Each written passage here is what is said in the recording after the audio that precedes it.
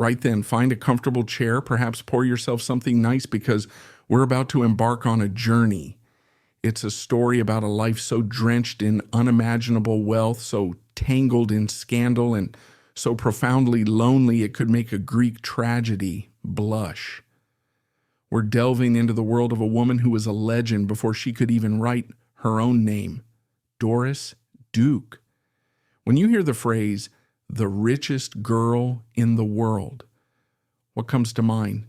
Perhaps images of glittering debutante balls, closets filled with Parisian couture, and a life utterly devoid of worry. And in a way, you'd be right. Doris Duke had all of that and more, so much more, in fact, that the human mind struggles to grasp the sheer scale of it. But here's the rub, the central heartbreaking paradox of her existence.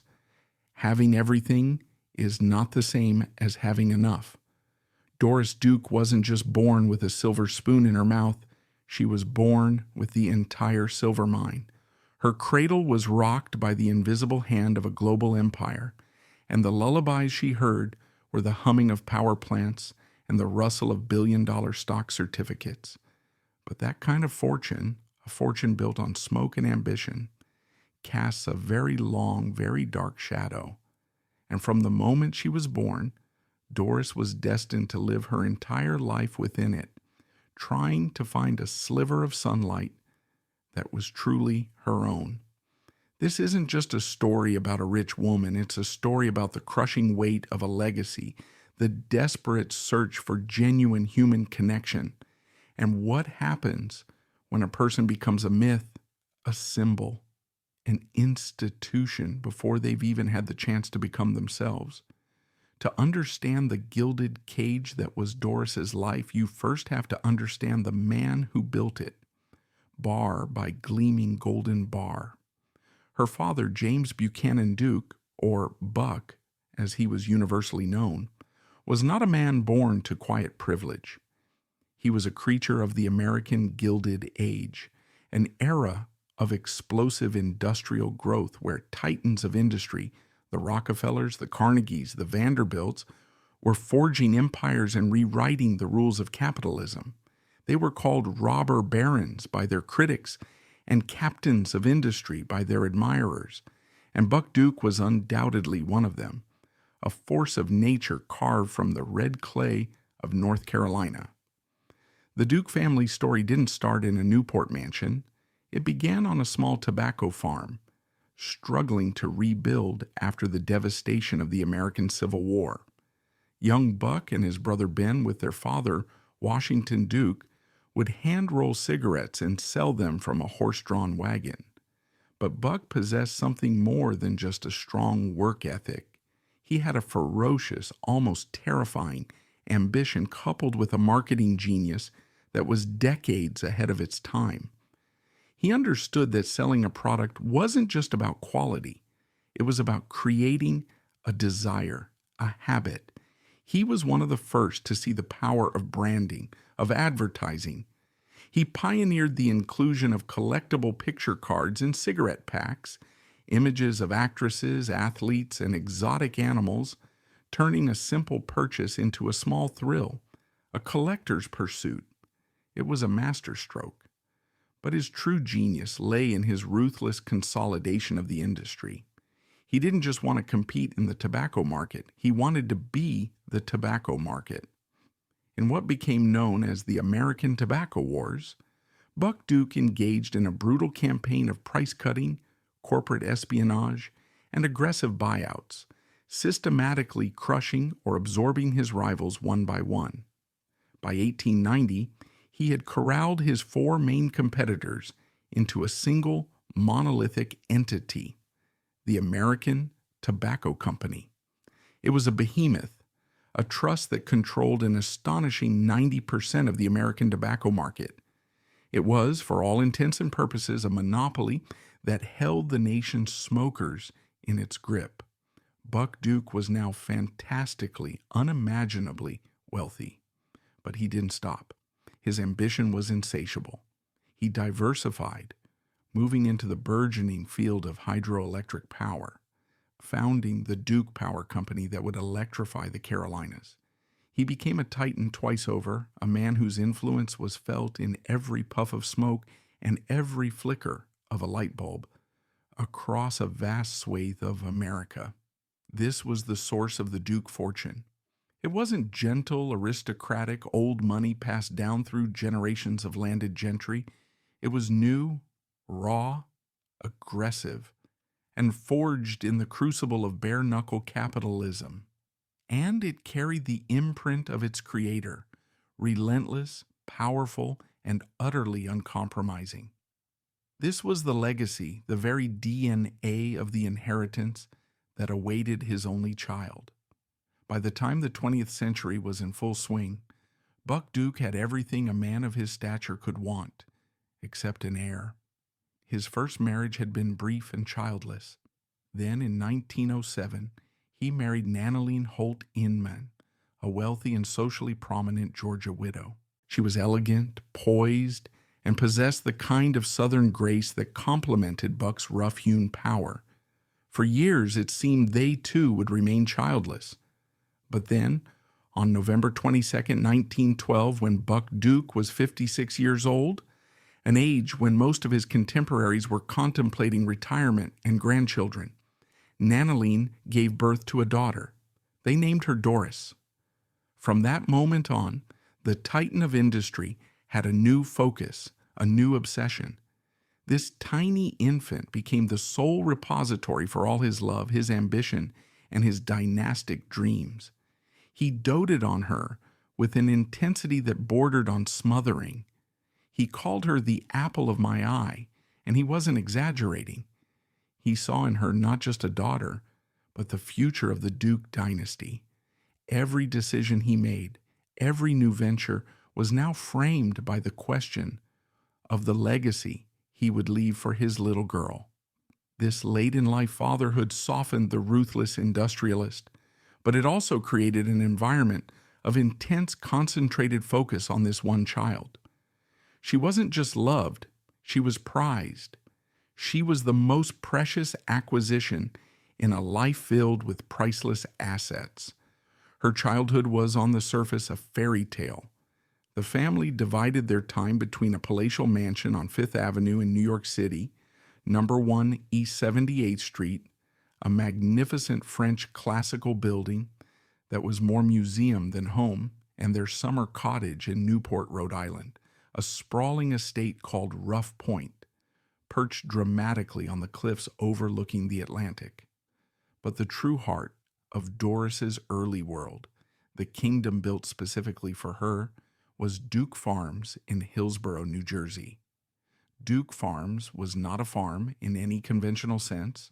It was a monumental act of will, a 2,700-acre landscape that Buck Duke sculpted from the New Jersey countryside to create a private Eden for his daughter. It was larger than Monaco, a self-contained universe of breathtaking beauty and staggering artifice. If young Doris wanted to see the world, her father decided he would bring the world to her. He constructed a series of 11 interconnected ornate glass conservatories, a crystal palace stretching for more than a city block.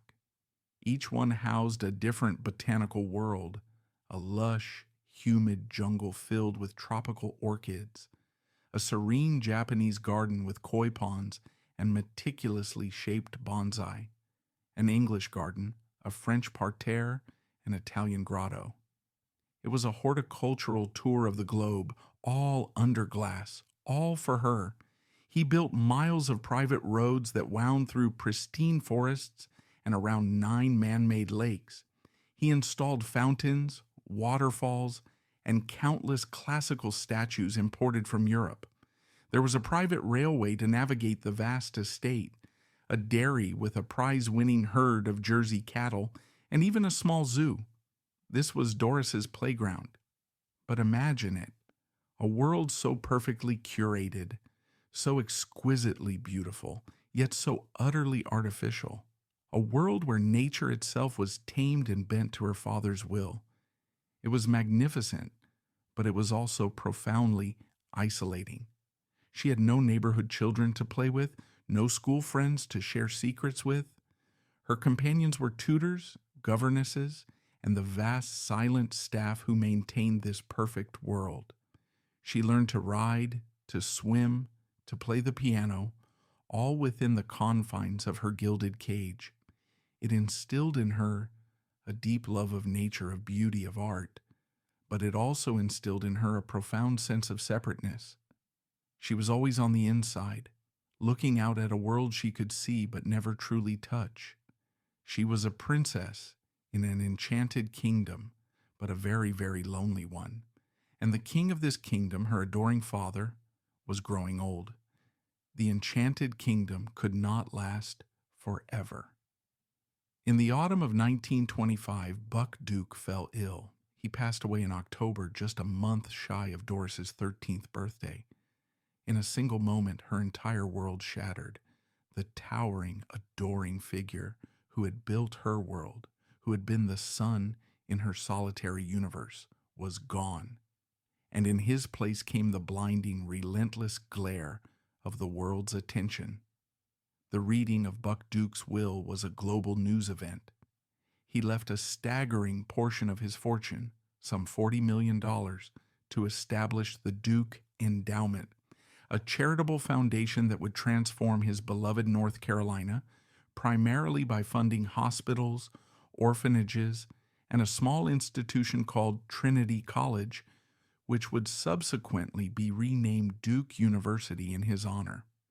It was one of the greatest philanthropic acts in American history, but the headlines were seized by the other part of his will.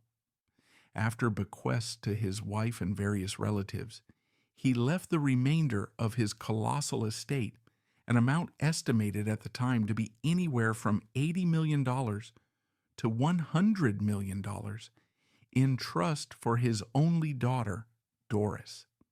Overnight, the newspapers and magazines of the world proclaimed her the richest girl in the world. Think about that. At the tender, awkward, vulnerable age of 12, Doris Duke became an international celebrity, a living symbol of unimaginable wealth. She was no longer just a girl who had lost her father. She was a global phenomenon. Reporters hounded her. Photographers lay in wait to snatch a picture of the solemn-faced child heiress. Every detail of her life became fodder for public consumption. The pressure was immense, and the isolation she had known as a child now became a form of fortress, a necessary defense against a world that saw her not as a person, but as a prize. Her mother, Nanaline, now became her sole guardian, and the dynamic between them would define Doris's adolescence. Nanaline was a woman of her time, a society figure who understood the power of appearances and social standing. She saw it as her duty to protect Doris and the family name, but her methods were often rigid and controlling. Doris, on the other hand, had inherited her father's iron will and a rebellious streak a mile wide. The shy, quiet girl began to transform into a fiercely independent young woman who chafed under her mother's authority.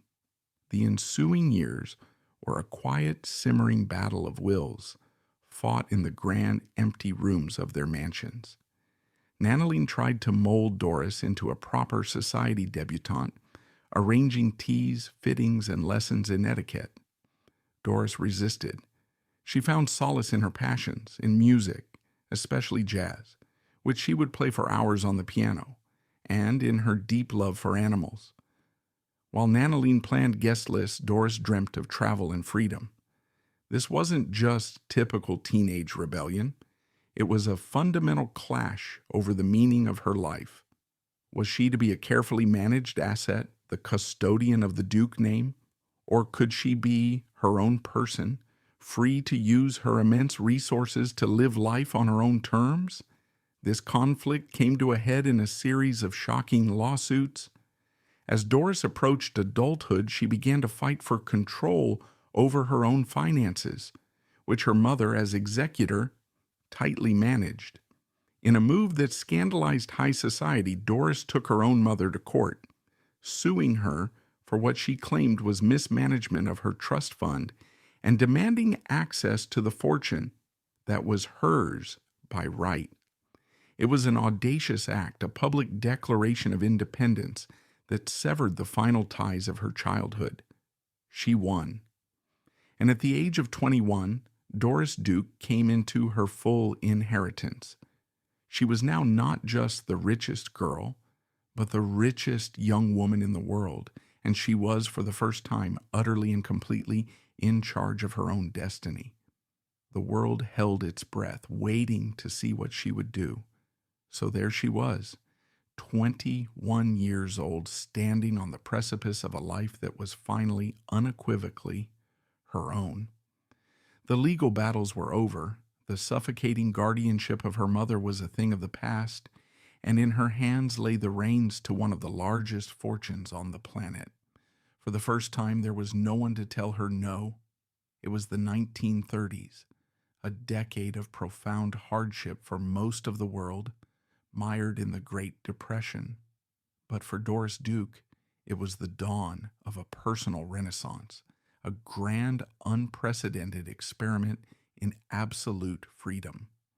The question that hung in the air, whispered in society drawing rooms, and splashed across tabloid headlines was, what on earth would she do with it all?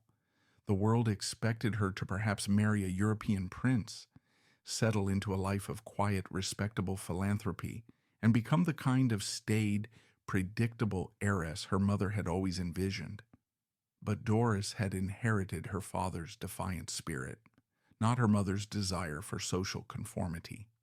She wasn't interested in simply fitting in. She was interested in living, in experiencing the world in a way that her insulated childhood had never allowed. Her first acts as a free woman were not just about spending money, but about shattering the expectations that had imprisoned her. She embarked on a quest not for more wealth or more possessions, but for something far more elusive, something her money could not simply buy: authenticity. And her search would take her from the smoky jazz clubs of Harlem to the sun-drenched shores of Hawaii, from the ancient bazaars of the Middle East to the treacherous waters of high society romance. One of her first and most enduring passions was music. She was a gifted pianist, and her love for jazz was deep and genuine. In an act that would have horrified her mother's society friends, Doris began to sneak away to Harlem, the epicenter of the jazz world. She wasn't there as a tourist or a slumming socialite. She was there as a student of the art form. She took lessons from the legendary pianist and composer Professor Lucky Roberts, and became so proficient that she even played with jazz bands in gospel churches and clubs.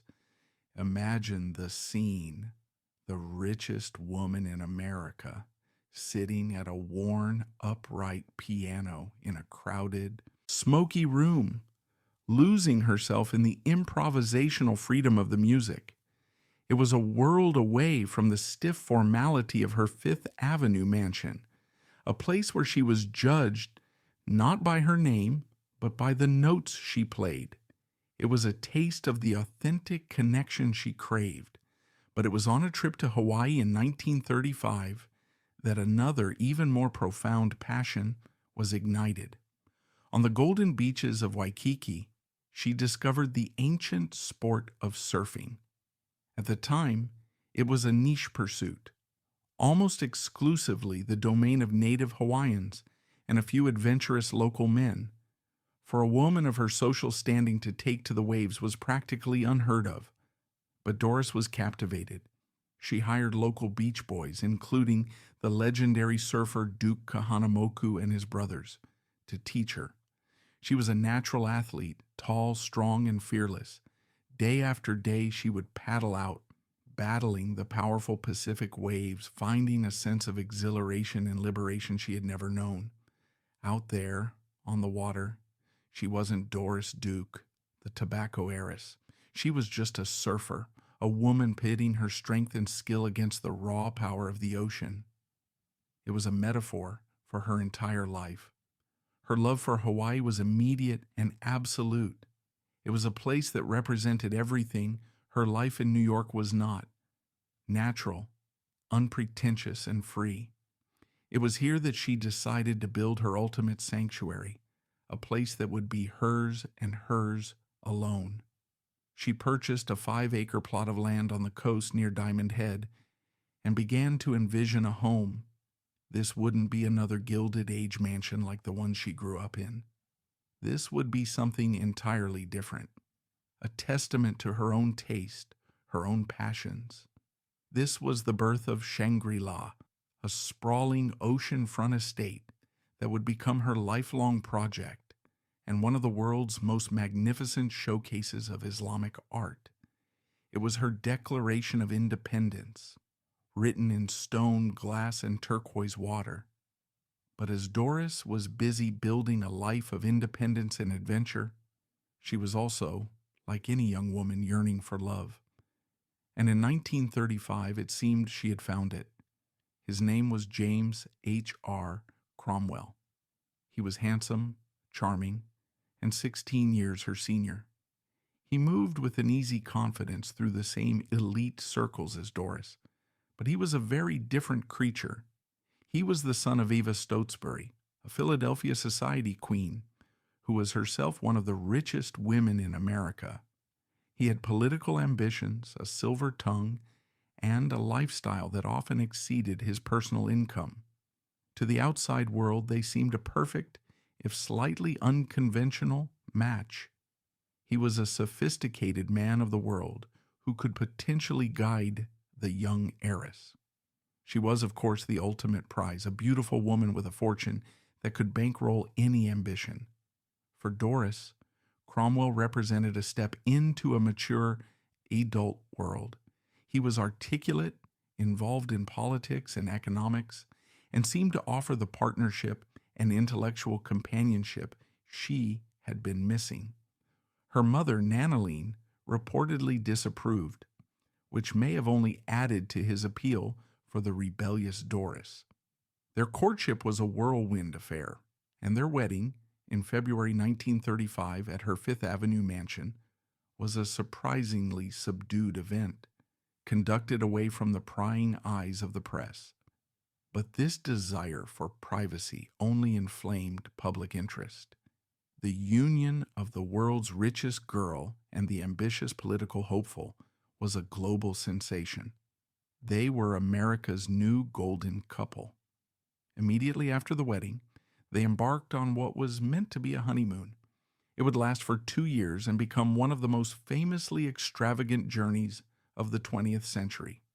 Their honeymoon was less a romantic getaway and more of a grand imperial tour of the globe.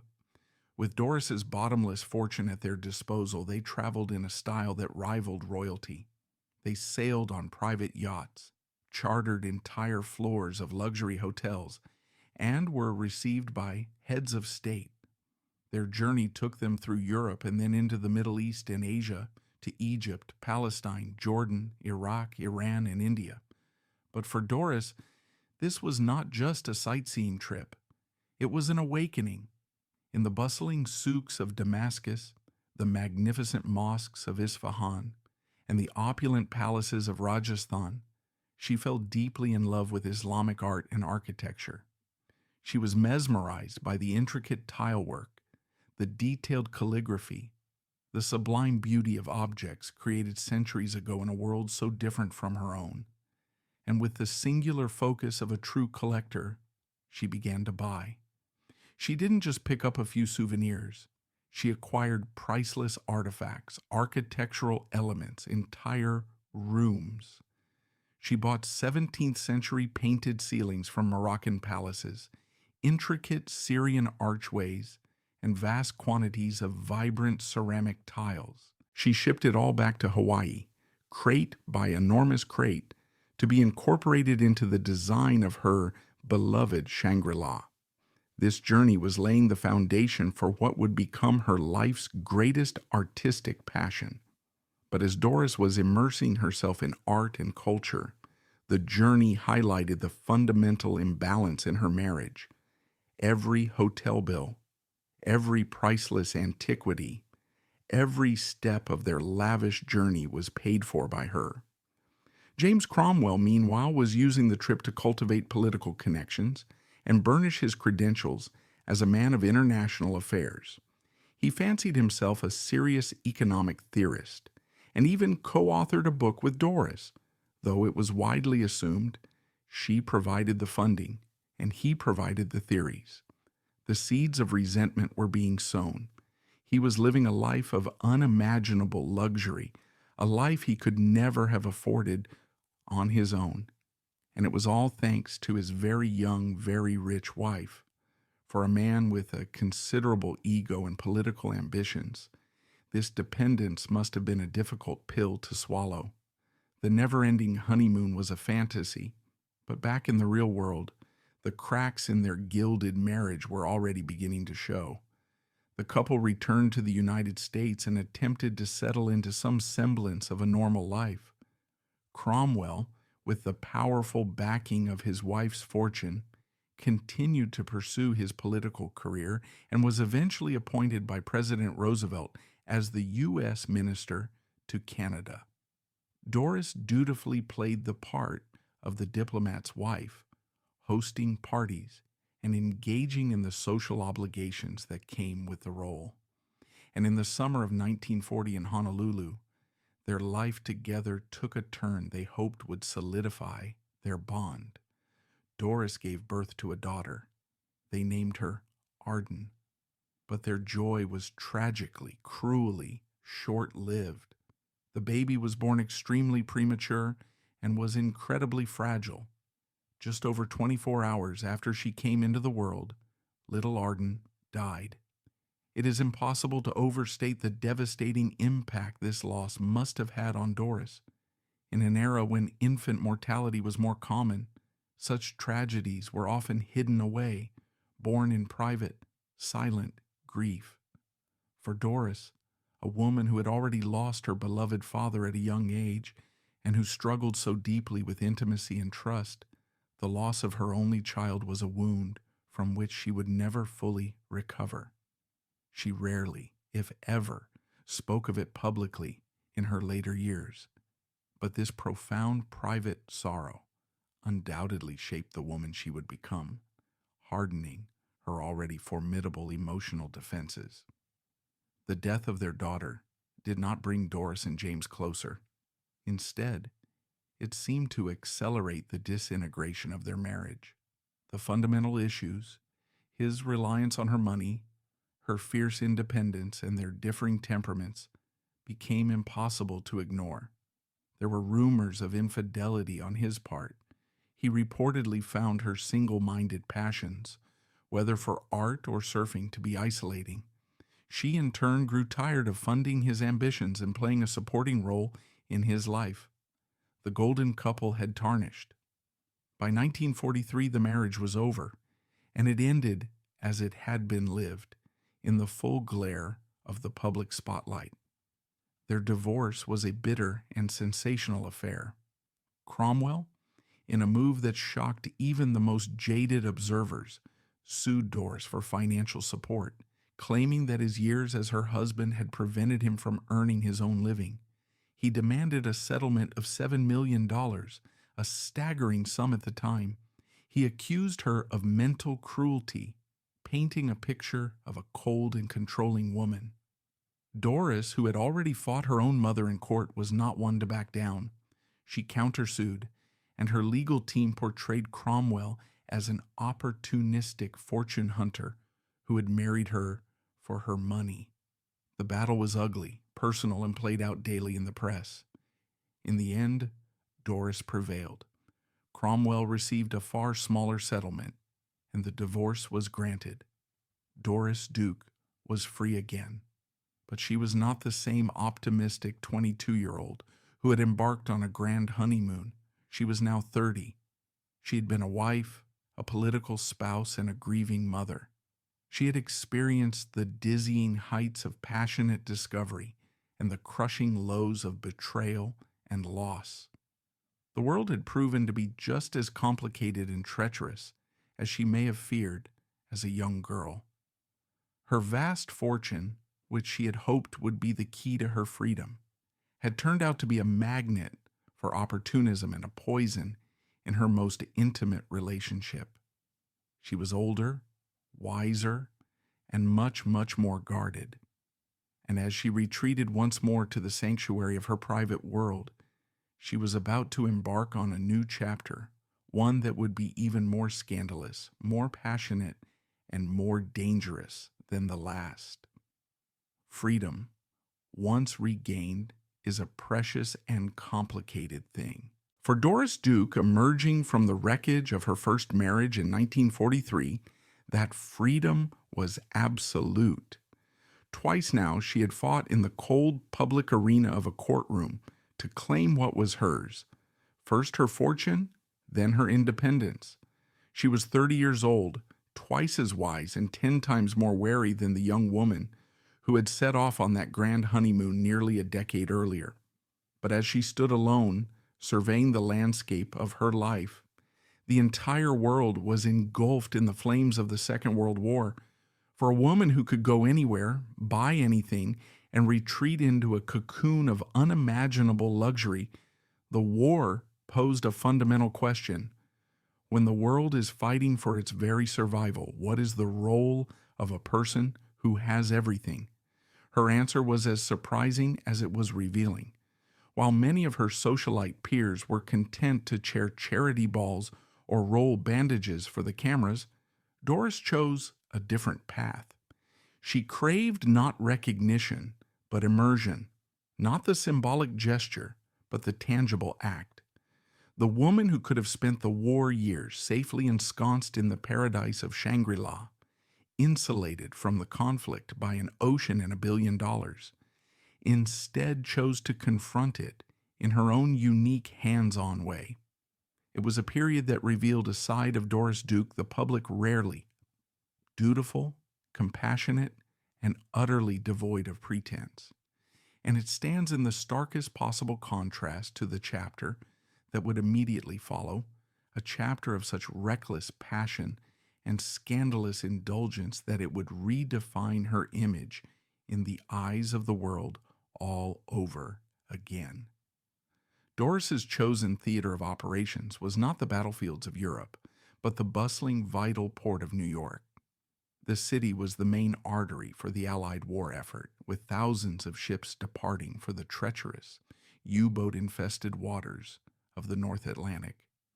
The men who sailed these ships, the merchant mariners, were the unsung heroes of the war, facing casualty rates higher than any branch of the armed forces. They were often rough, transient men, far from home, with few places to go for comfort or solace when on shore. It was for these men that the United Seamen's Service was established, running clubs and canteens that offered a safe haven, a hot meal, and a friendly face. In 1943, Doris Duke, one of the wealthiest women on the planet, quietly volunteered. She didn't just lend her name or write a check. She put on a uniform and went to work at the Seamen's Club located at the Andrew Furseth School of Horology. The school itself was an odd, almost Dickensian institution on the docks, where watchmakers were trained. Downstairs was the canteen, and it was here that Doris found her purpose. For a salary of $1 a year, she worked punishingly long hours, often late into the night. Her tasks were mundane, the kind of work she hadn't had to do for a single day in her life. She served coffee and donuts, mopped floors, scrubbed counters, and listened. This last task was perhaps the most important. She would sit for hours with these mariners, men whose life experiences were a universe away from her own, and listen to their stories of survival at sea, of torpedoed ships and lost comrades, of families waiting for them back home. Here, in this humble canteen, she was not the richest girl in the world. She was just Doris, a volunteer in a simple uniform. She actively shunned publicity, and many of the seamen had no idea who she was. For a woman who had spent her entire life being looked at, stared at, and judged for her wealth, this anonymity was a profound relief. It was perhaps the most authentic human connection she had ever experienced, a connection forged not through transactions or social obligations, but through shared humanity in a time of crisis.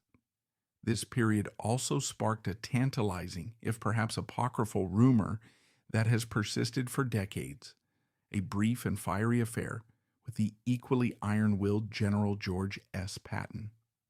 While never substantiated, the very idea of these two formidable, uncompromising personalities colliding speaks volumes about the kind of powerful, alpha characters that Doris was drawn to, a pattern that would soon manifest itself in a much more public and much more destructive way. When the war ended, a collective sigh of relief swept across the globe. The grim years of rationing and fear gave way to a desperate, almost manic desire for life, for glamour, for pleasure. The world was ready for a party, and the international jet set was reborn, flitting between the newly liberated capitals of Europe. It was in this glittering, hedonistic post-war whirlwind, in a nightclub in Rome or a party in Paris, that Doris Duke met the man who would become the great scandal of her life. His name was Porfirio Rubirosa, and he was, by every account, a force of nature. Rubirosa was, on paper, a diplomat from the Dominican Republic. In reality, that was the least interesting thing about him. He was a world-class polo player, a championship-level race car driver who competed at Le Mans, a pilot, a bobsledder, and above all, the 20th century's most legendary and accomplished playboy. His charisma was reportedly so potent, it was almost a physical force. He was suave, impeccably dressed, spoke 5 languages fluently, and possessed a roguish charm that women found utterly irresistible. His list of lovers and wives read like a who's who of international society and Hollywood royalty. The French actress Danielle Darrieux, the heiress Barbara Hutton, and a string of starlets and socialites, including Zsa Gabor, Marilyn Monroe, and Ava Gardner. But beneath the polished veneer, there was a darker, more dangerous side to Ruby. His entire career and lifestyle were bankrolled by his close association with one of the most brutal dictators of the era, Rafael Trujillo of the Dominican Republic. Rubirosa had been married to Trujillo's daughter, Flor de Oro, and remained a key operative in the dictator's international network, his diplomatic post providing cover for activities that were rumored to include political intrigue and silencing the regime's enemies. He was a man who lived fast, loved hard, and existed in a gray zone of glamour and menace. He was, in short, the absolute polar opposite of the buttoned-down, politically ambitious James Cromwell. And for Doris Duke, a woman now in her mid-30s, who had tasted betrayal and was perhaps bored with a life of quiet collecting, he was utterly intoxicating. Their affair was immediate, public, and passionate. It was a collision of 2 larger-than-life personalities. He was drawn to her power, her intelligence, and of course her immense fortune. She was drawn to his vitality, his unapologetic hedonism, and the thrill of danger that surrounded him. He made her feel alive in a way no one else had. He was a man of action, a man who seemed to live entirely in the moment. And for Doris, who had spent so much of her life constrained by her legacy and responsibilities, this was a powerful lure. The fact that he was still married to the actress Danielle Darrieux at the time seemed to be a minor inconvenience. On September 1st, 1947, after a hastily arranged divorce from Darrieux, Rubirosa and Doris were married at her family's mansion on Fifth Avenue. The press went into a frenzy. This was not seen as the fairy tale union of the golden couple, as her first marriage had been. This was viewed with undisguised cynicism. The headlines practically screamed gigolo, painting Rubirosa as the ultimate fortune hunter who had finally landed the biggest prize of all. And Doris, it must be said, did little to dispel this notion. She seemed to revel in showering her new husband with gifts of staggering extravagance. The reported wedding presents became the stuff of legend. She bought him a stable of elite polo ponies, a fleet of high-performance sports cars, including a Ferrari, a 17th century townhouse in Paris, and, most famously, a converted B-25 bomber aircraft to allow them to jet around the world at a moment's notice. The cost ran into the millions. It was a brazen display of wealth, and to many it looked as though Doris was not just marrying a man, but acquiring the ultimate accessory for a life of thrilling indulgence. Their brief marriage was as volatile and fiery as their courtship. It was a tempestuous relationship, punctuated by explosive public arguments and equally passionate, dramatic reconciliations. He was wildly jealous, she was fiercely independent, and refused to be controlled. There's a famous story of Rubirosa in a fit of pique during an argument at a nightclub, simply getting up, walking over to another woman and asking her to dance. Doris, without missing a beat, is said to have stood up, walked to the bandleader, and paid him an exorbitant amount of money to stop playing for the rest of the night. Whether true or not, the anecdote perfectly captures the dynamic of their relationship, a high-stakes game of power, pride, and passion played out on the world stage. A fire that burns that brightly is never destined to last. The marriage imploded almost as quickly as it had begun. As Rubirosa's flagrant infidelities were a humiliation Doris would not endure. After just over a year, it was officially over.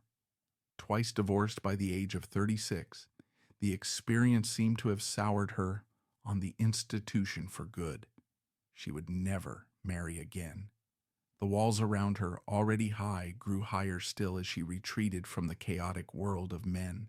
She turned her focus inward, pouring her formidable energy and resources into her true, lasting loves. Her homes, her art collections, her animals, and her gardens.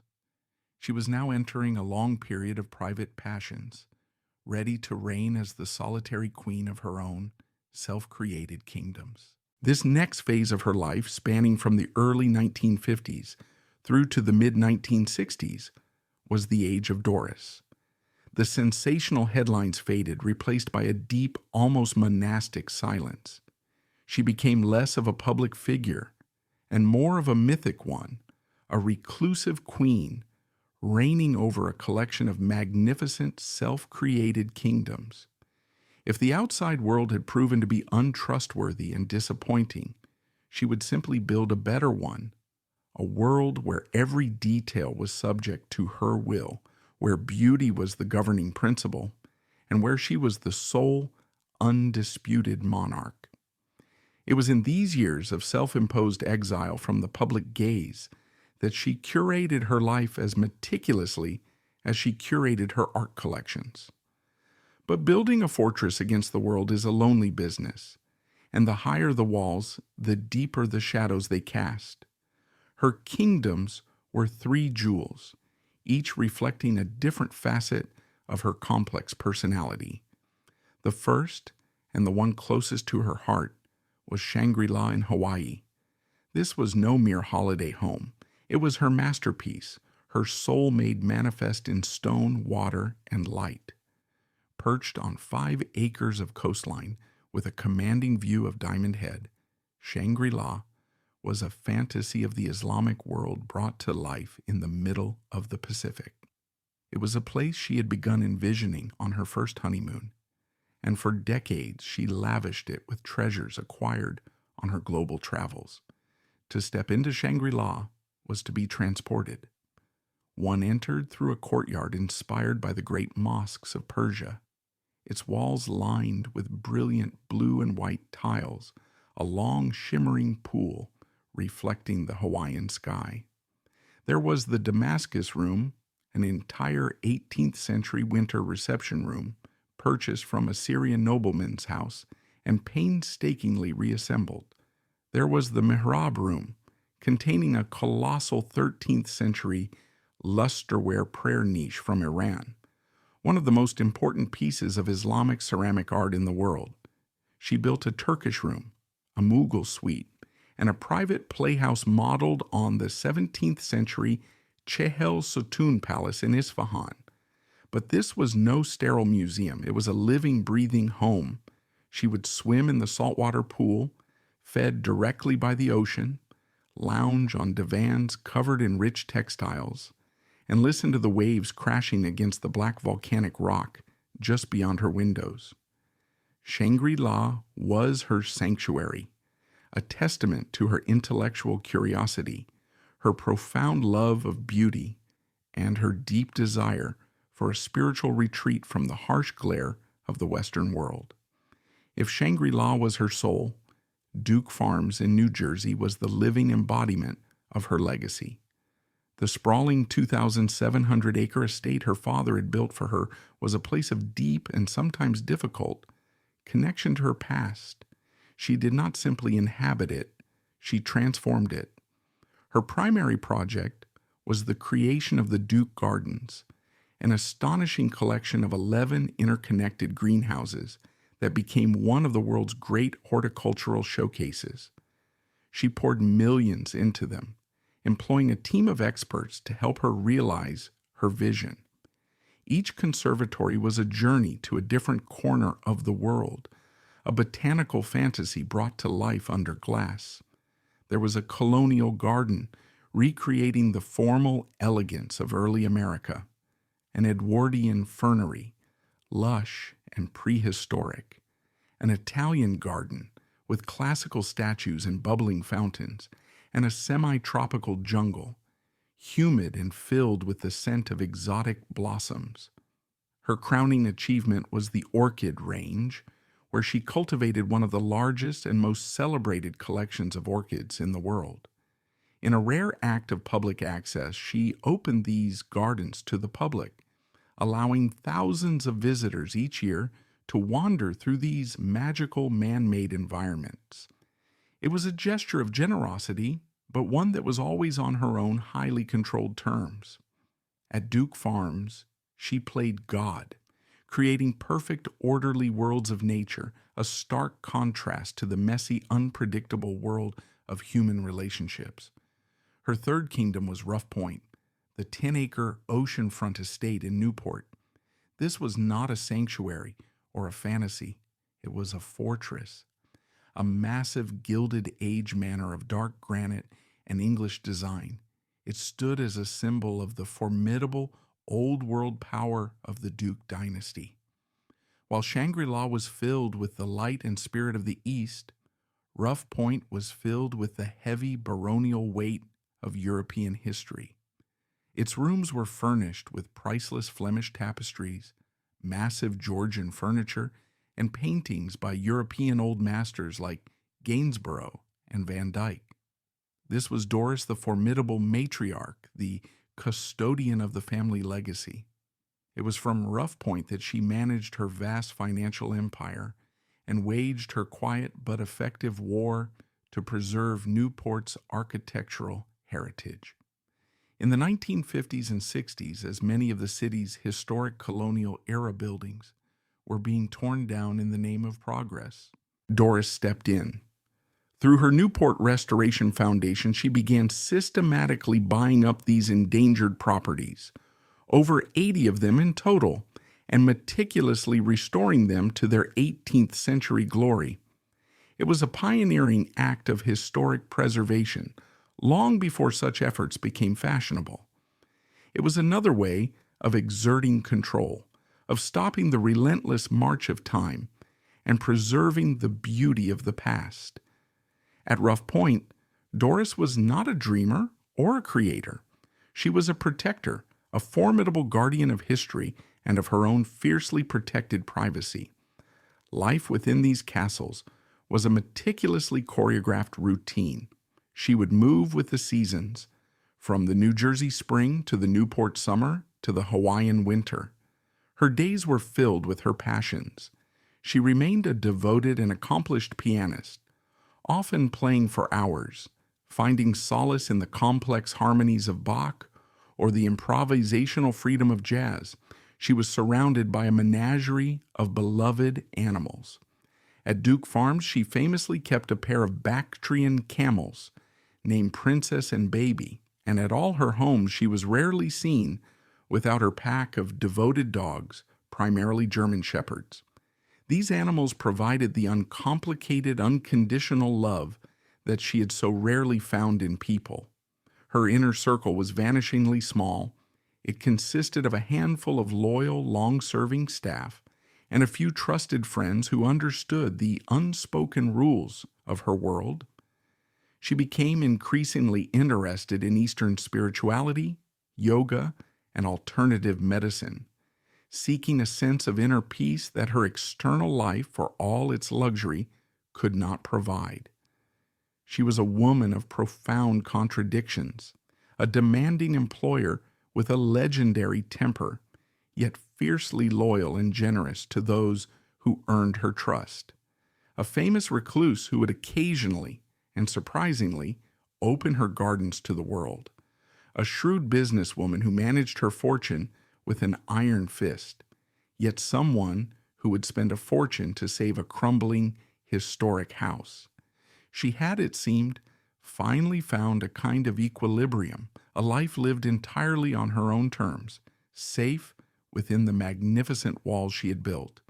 But no fortress is ever truly impregnable. In the late 1950s, a new and important figure entered Doris's carefully curated world. His name was Edoardo Tirella. He was a designer, an art curator, a former U.S. Army sergeant who had earned a Bronze Star for his service in World War II, and a man possessed of a sharp wit and an easy, infectious charm. He was initially hired to help manage and catalog the vast art collections at her various estates, but their relationship quickly evolved into something much deeper. In Tirella, Doris found a rare thing, a true friend. He was not a sycophant, a suitor, or a dependent. He was a talented professional and a creative peer. They shared a passion for art and design, a wicked sense of humor, and an appreciation for the beautiful and the eccentric. For nearly a decade, he became her closest confidant and collaborator. They traveled the world together on acquisition trips, scouring European auction houses and dusty antique shops for treasures to add to her collections. He was instrumental in the restoration and decoration of Rough Point, transforming it from a stuffy Gilded Age relic into a more personal and livable home. Witnesses from that time described their relationship as one of great warmth and mutual respect. He was one of the few people who could make the formidable Doris Duke laugh, one of the few who wasn't intimidated by her wealth or her reputation. He was family. He brought a sense of lightness and joy into her otherwise solemn and isolated world. By 1966, Tirella, now in his mid-40s, was ready to embark on a new chapter of his own. He had a burgeoning career as a set designer in Hollywood and was preparing to move to the West Coast permanently. Doris, while sad to see him go, was supportive of his ambitions. Their long and fruitful partnership was coming to an amicable end. On the afternoon of October 6, 1966, they were at Rough Point preparing for his departure. There were boxes to be shipped, last-minute details to attend to. The mood was one of busy, friendly farewells. Shortly before 5 p.m., they needed to run an errand. They walked out to the front of the estate where a Dodge Polaris station wagon was parked. Edoardo got into the driver's seat. According to Doris's later testimony, he needed to get out to open the massive iron gates of the estate. He put the car in neutral, engaged the parking brake, and left the engine running as he walked towards the gate. Doris, wanting to save him the trouble of walking back, slid over into the driver's seat to move the car forward once the gates were open. She was 53 years old, the solitary queen of a vast and beautiful empire of her own making. He was 42, a dear friend on the brink of a bright new future. They were standing on the precipice of a new beginning. But in the next few seconds, in the gray, fading light of that autumn afternoon, within the fortress that was meant to be her sanctuary, something would go horribly, catastrophically wrong. The life that Doris Duke had so meticulously constructed was about to be shattered forever. A fortress is meant to keep the dangers of the world out. But on the evening of October 6th, 1966, the true danger was already inside the gates. In those few horrific seconds of screeching tires and twisted metal at the entrance to Rough Point, the meticulously constructed world of Doris Duke was breached and broken.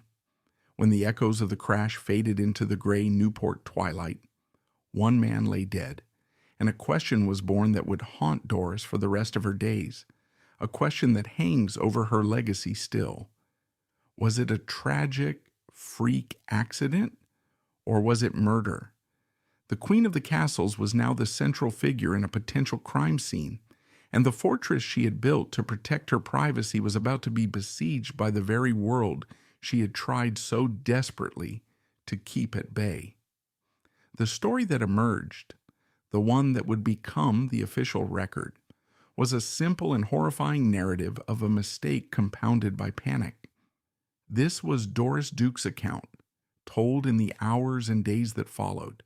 She had slid over into the driver's seat of the 1966 Dodge Polara station wagon, a heavy, powerful vehicle, intending only to ease it forward a few feet, while her friend and designer, Edoardo Tirella, opened the gates. She moved her right foot to press the brake pedal to control the vehicle's movement, but in that fateful split-second transfer from the passenger side, her foot found the accelerator instead. The engine, which had been idling, roared to life.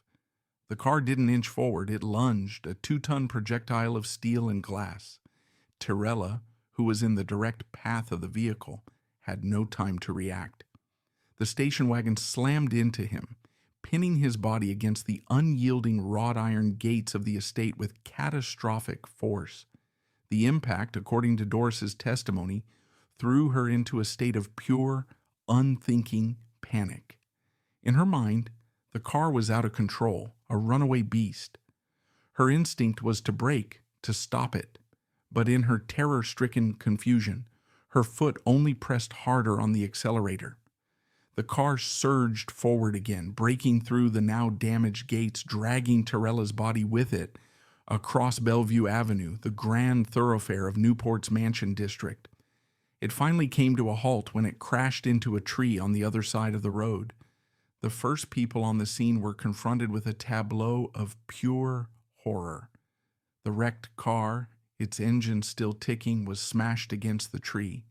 The body of Edoardo Tirella lay on the pavement, grievously injured. And stumbling from the driver's side was a hysterical Doris Duke, screaming for help, her face a mask of shock and disbelief. An ambulance was called, but it was too late. Edoardo Tirella, a man on the cusp of a bright new future, was pronounced dead. The sanctuary of Rough Point had become a slaughterhouse. What happened next is, in many ways, as shocking as the crash itself. It was a masterclass in how power and influence can bend the arc of justice. Before the Newport police could conduct a formal interview, or crucially administer a blood alcohol test, Doris was whisked away from the scene. She was taken directly into the care of her private physician, Dr. Philip McAllister, who immediately put her under heavy sedation, citing extreme shock. This single act effectively shielded her from any meaningful immediate police inquiry. The window for gathering untainted testimony and physical evidence was slammed shut. The police investigation was headed by Newport's chief, Joseph A. Radice. To say his handling of the case was cursory would be a profound understatement. He waited for several days before conducting a formal interview. When he finally did, it was at Rough Point, with Doris still under sedation and surrounded by a team of high-powered lawyers. The interview lasted less than an hour. Chief Radis accepted her version of events, the tragic foot slip, the ensuing panic, without any serious challenge. Key elements of standard police procedure were simply ignored.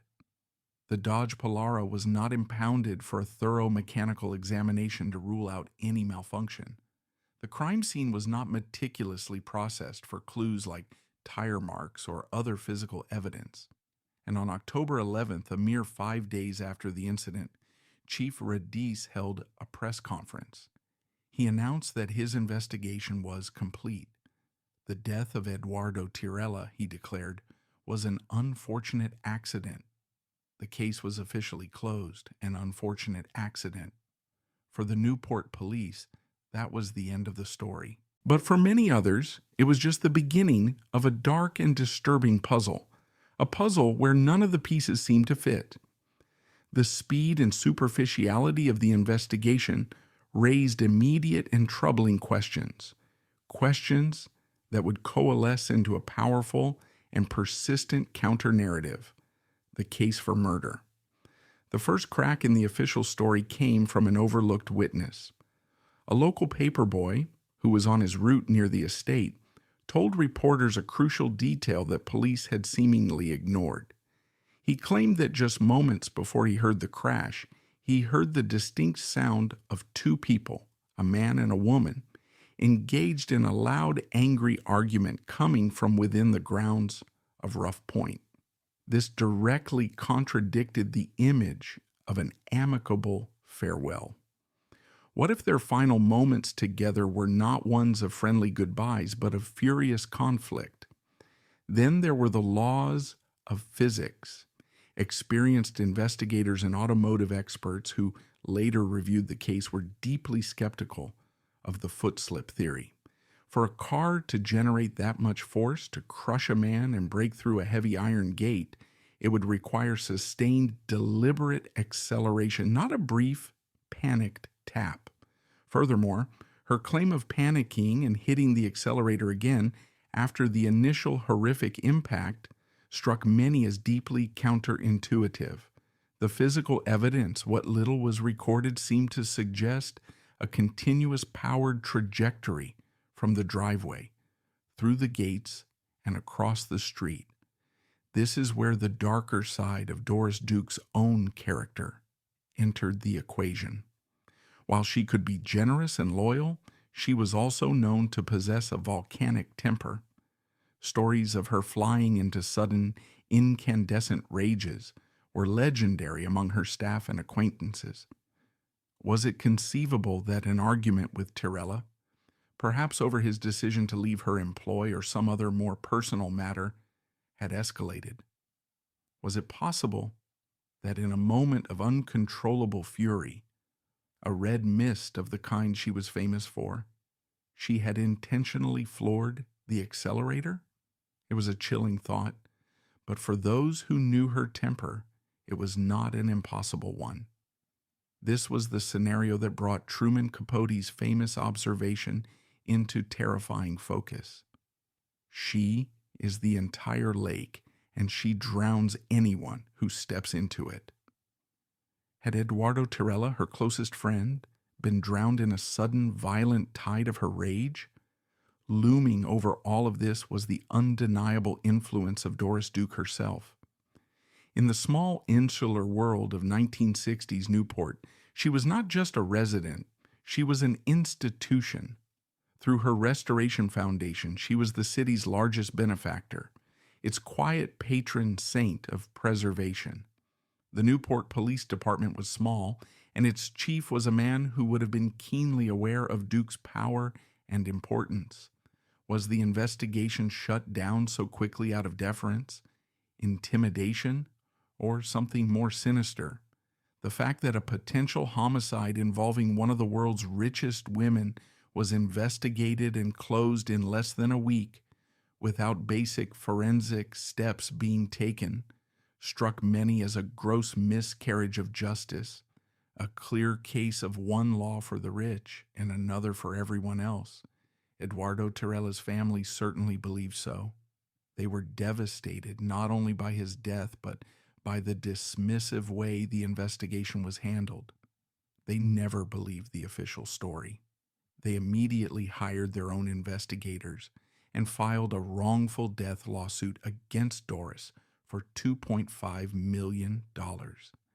They felt the accident narrative was a cover-up, designed to protect a powerful woman at the expense of justice for their brother. The lawsuit dragged on for several years before Doris finally settled out of court, paying the family what was reported to be a sum of less than $75,000, a pittance for a woman of her means, on the condition that they would never speak of the matter again. The settlement silenced them, but it did not erase the cloud of suspicion. In the end, Doris Duke was never charged with a crime. The official verdict remains to this day accidental death. But she was tried and convicted in the court of public opinion.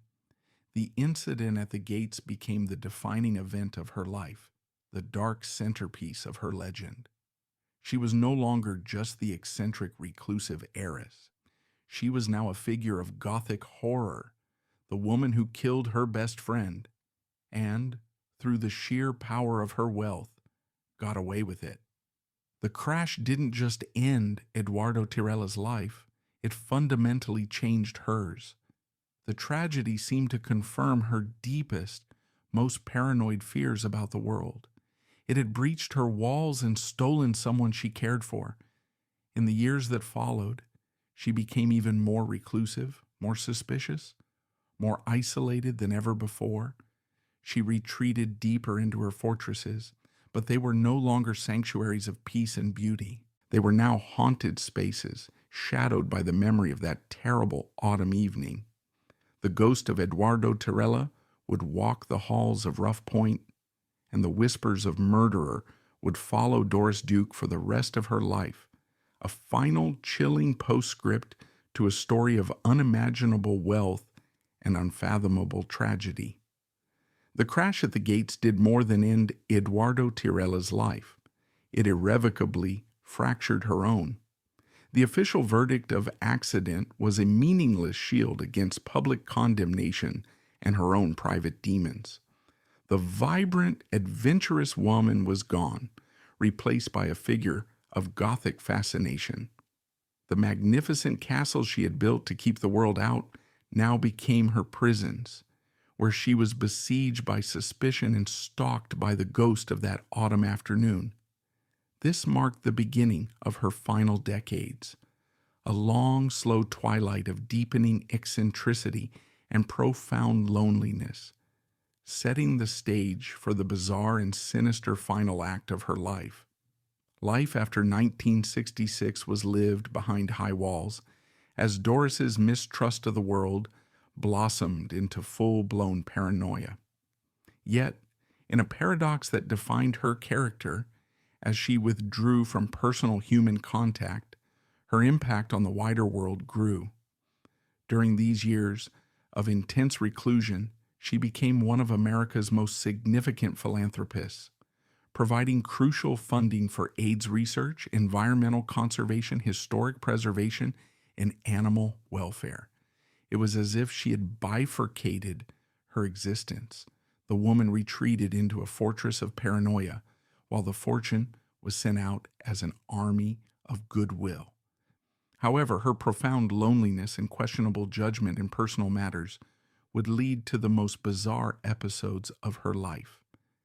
In 1988, at age 75, she legally adopted a 35-year-old woman named Chandi Hefner in a desperate attempt to create an heir and a family. It was another attempt to purchase a connection that would inevitably crumble into acrimony and lawsuits.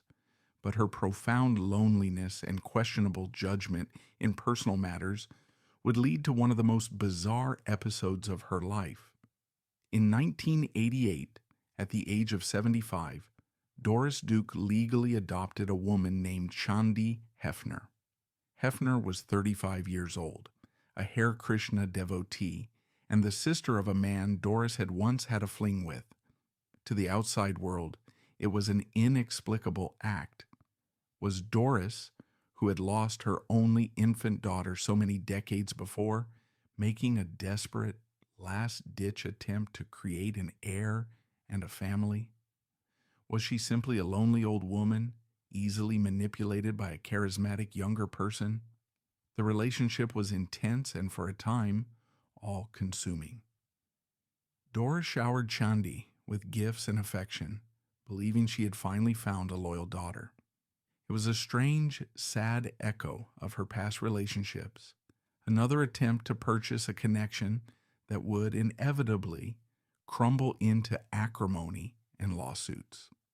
As Doris entered her late 70s, her health began to fail. She was increasingly frail, dependent on a rotating cast of nurses and household staff. And into this final vulnerable chapter of her life stepped the last and most controversial character in her epic story, an Irish butler by the name of Bernard Lafferty. On paper, Lafferty was an entirely unremarkable figure. He was a semi-literate, often drunk man who had drifted through a series of service jobs. But he possessed a strange, almost hypnotic ability to ingratiate himself with his wealthy employers. When he came to work for Doris in 1987, he was just another butler. But within a few short years, he had made himself indispensable. He became her gatekeeper, her confidant, and, in her final months, her primary caregiver. He catered to her every whim, isolated her from other staff members, and seemingly gained her absolute, unwavering trust. Under Lafferty's growing influence, Doris's relationship with her adopted daughter, Chandi Hefner, soured dramatically. In 1991, Doris abruptly disowned Hefner, annulling the adoption and cutting her off without a penny. Hefner, of course, sued, leading to another messy public legal battle that painted a picture of a confused elderly heiress being manipulated by those around her. In 1993, at the age of 80, Doris Duke's health declined rapidly. She was confined to her home in Beverly Hills, Falcon Lair, the former estate of Rudolph Valentino. In her final days, she was almost entirely under the care of Bernard Lafferty and a private physician. On October 28, 1993, the announcement came: Doris Duke, the richest girl in the world, was dead. The official cause was progressive pulmonary edema leading to cardiac arrest. It seemed a quiet, dignified end to a turbulent life. But the real storm was about to break. The reading of her will was a bombshell that sent shock waves through the legal and financial worlds. Her fortune, valued at over $1.3 billion, was to be placed into a new entity, the Doris Duke Charitable Foundation. But the truly stunning part was who she had chosen to oversee this colossal enterprise. She had named Bernard Lafferty, her barely literate butler, as the sole executor of her entire estate.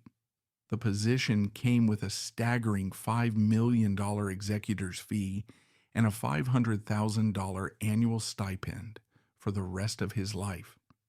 The appointment was so outrageous, so unbelievable, that it triggered an immediate and ferocious legal war. A coalition of her former staff, nurses, and the bank that had long managed her finances filed a lawsuit to have the will overturned. They painted a horrifying picture of Doris's final months. They alleged that Lafferty had been a malevolent Svengali, a predator who had systematically isolated the frail heiress, controlling her access to friends and other advisors. They accused him of being a drunken, manipulative spendthrift who plied her with alcohol and plied her with ever-increasing doses of morphine to keep her sedated and confused while he consolidated his control. The accusations culminated in the most shocking claim of all, that Lafferty, with the complicity of her doctor, had intentionally administered a lethal overdose of morphine, effectively murdering her to secure his position as executor. The butler, they claimed, had done it. The ensuing legal battle was a circus. There were claims and counterclaims, accusations of forged signatures, and deathbed manipulations. At one point, a court even ordered the exhumation of Doris's cremated remains to be tested for morphine levels. The saga of Doris Duke's life had ended with one final Gothic mystery. After years of litigation, the case ended in a messy settlement. The courts removed Lafferty as executor, but he was allowed to keep his multi-million-dollar fee. He would not enjoy it for long. 3 years later, Bernard Lafferty himself was dead, reportedly having drunk himself to death, taking whatever secrets he had about Doris Duke's final days to his grave. After the noise of the final scandal died down, what was left? What is the ultimate legacy of this woman whose life was a tapestry of such extreme contradictions? In the end, her most enduring legacy is not the gossip, the scandals, or the unresolved mysteries. It is the quiet, continuing work of her immense fortune. The Doris Duke Charitable Foundation is now one of the largest and most respected philanthropic organizations in the United States, granting hundreds of millions of dollars each year. Her money continues to fund vital medical research, protect thousands of acres of wilderness, support the performing arts, and prevent child abuse. Her extraordinary home, Shangri-La, is now a public museum and center for Islamic art and culture, a bridge of understanding she built to the east. Her Newport Restoration Foundation continues to protect the architectural soul of the historic city. So what can we learn from this grand, tumultuous life? Perhaps it's a profound cautionary tale about the nature of wealth. Doris Duke's fortune gave her the freedom to do anything, but it also imprisoned her, isolating her behind walls of suspicion and attracting a lifetime of opportunists. Her story is a testament to the universal human search for genuine connection, a search that, for her, was almost always thwarted by the distorting gravity of her money. She was a woman who could buy a 13th century prayer niche, but struggled to find a friendship she could truly trust. In the end, we are left with the enigma. Was she the victim of a lonely, gilded childhood, or a cold, manipulative predator who got away with murder? Was she a brilliant, forward-thinking philanthropist, or a paranoid, eccentric recluse? The truth, of course, is that she was all of these things and more. Truman Capote's words echo with a final chilling clarity. Doris Duke didn't need the swans of high society because she was the entire lake. It was a lake of breathtaking beauty, reflecting the art and nature she so dearly loved. But it was also a lake of deep, dark, cold water, capable of drowning anyone who stepped in, including perhaps herself. She was the richest girl in the world, a title that was both a fairy tale promise and a life sentence. And hers was a great American story, a story of immense power, profound sadness, and the eternal, unsolvable mystery of the human heart.